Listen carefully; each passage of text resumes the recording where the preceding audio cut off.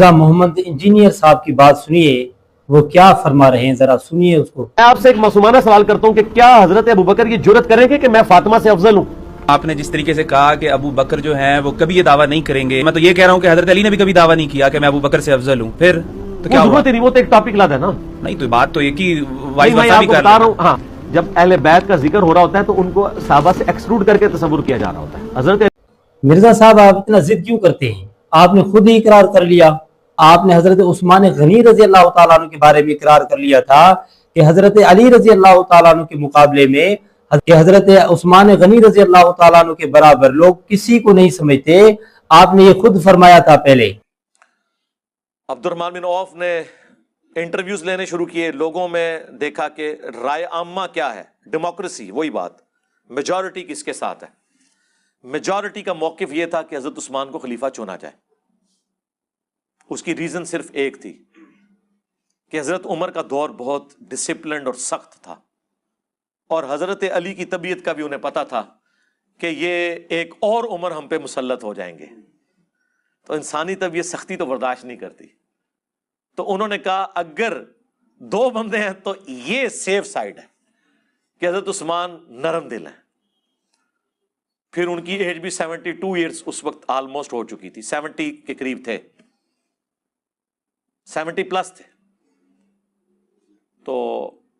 عبد الرحمن بن عوف نے پھر بھی مشورہ کرنے کے بعد حضرت عثمان کو سائڈ پہ لے کے گئے اور کہا کہ مجھے بتاؤ اگر میں علی کو خلیفہ نامینیٹ کر دوں تو کیا تم اس کی بیعت کرو گے؟ حضرت عثمان نے کہا ہاں کروں گا، کیونکہ جج مانا ہے تو ٹھیک ہے، تمہارا رائٹ ہے۔ پھر حضرت علی کو سائڈ پہ لے کے گئے کہ اگر میں عثمان کو خلیفہ بنا دوں، انہوں نے کہا میں بیعت کروں گا۔ یہ بخاری کی حدیث بڑی لمبی ہے، 3700، حضرت عمر کی شہادت کا جو واقعہ ہے، وہ کچھ حصہ میں نے کربلا والے ریسرچ پیپر میں بھی ڈالا ہے، اور یہ پوری سٹوری کو میں نے 3-4 لائنوں میں نیچے سم اپ بھی کیا ہوا ہے، نوٹ لکھ کے۔ پھر حضرت علی کو عبد الرحمن بن عوف نے کہا کہ لوگ حضرت عثمان کے برابر کسی اور کو اس وقت نہیں سمجھ رہے، تو میں حضرت عثمان کو خلیفہ چنتا ہوں۔ اس لیے ہم کہتے ہیں آپ حضرت ابو بکر حضرت عمر کو چھوڑ دیں رضی اللہ تعالیٰ عنہما کو، ہم تو حضرت عثمان غنی کی بات کر رہے ہیں کہ حضرت عثمان غنی رضی اللہ تعالیٰ عنہ کے بارے میں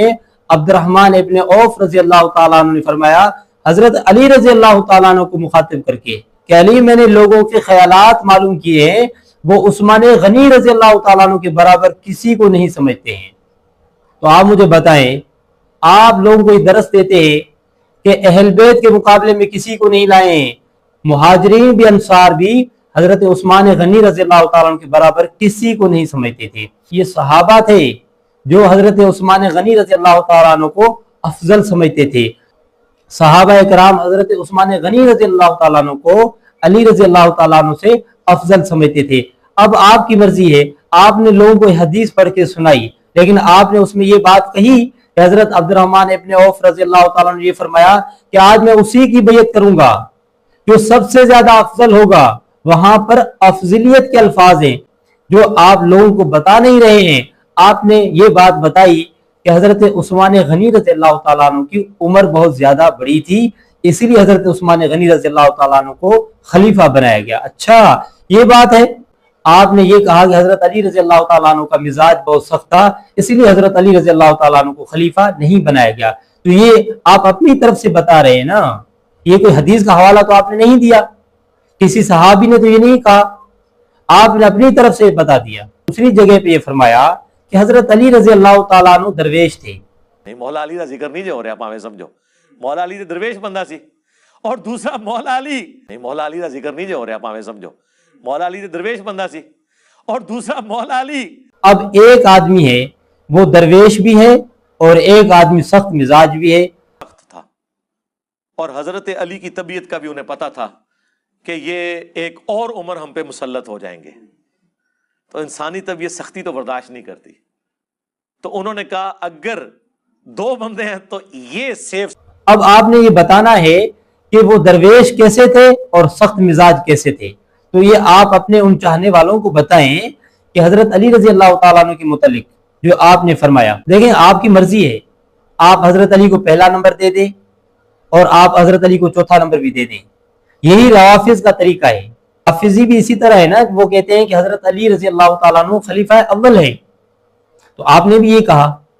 کہ ہم حضرت علی رضی اللہ تعالیٰ عنہ کو اول بھی مانتے ہیں خلیفہ، اور آخری خلیفہ بھی ہم اس کو مانتے ہیں۔ آخری ماننا تو آپ کی مجبوری ہے نا، اول ماننا آپ کے رافضی ہونے کی دلیل ہے، اور آخری ماننا آپ کی مجبوری ہے، یہی حال ہے آپ